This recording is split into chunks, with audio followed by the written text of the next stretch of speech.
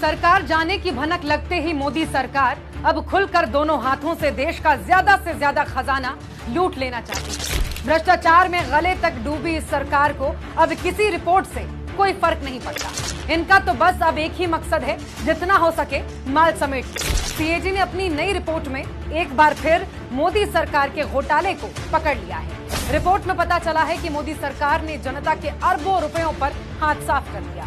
करोड़ों रुपयों का तो कोई हिसाब ही नहीं, लेकिन मोदी सरकार का कोई क्या ही बिगाड़ सकता है। सीएजी की रिपोर्ट में कहा गया है कि केंद्र सरकार के खातों में भारी गड़बड़ है।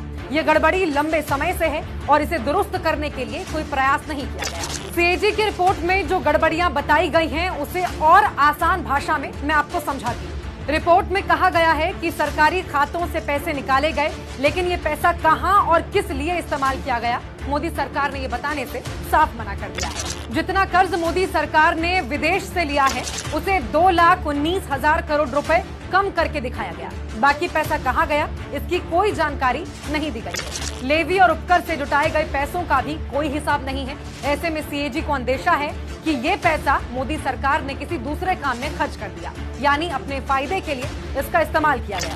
कम से कम 15 सरकारी कंपनियों में सरकार की हिस्सेदारी किसे बेची गई है, इसका कुछ अता पता नहीं। बड़े सरकारी पैसे को करंट अकाउंट में रखा गया, जिससे सरकारी खजाने के ब्याज का भारी नुकसान हुआ है।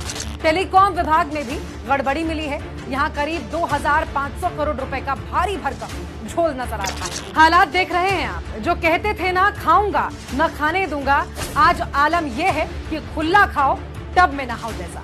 इससे पहले भी सीएजी ने मोदी काल में हुए कई बड़े घोटालों का खुलासा किया था, जिसमें 18 करोड़ की सड़क 250 करोड़ में बनती है। मुफ्त इलाज के नाम पर भाजपा मुर्दों का इलाज करा रही थी। भगवान की नगरी में डेवलपमेंट के नाम पर 19 करोड़ से ज्यादा का घोटाला कर दिया।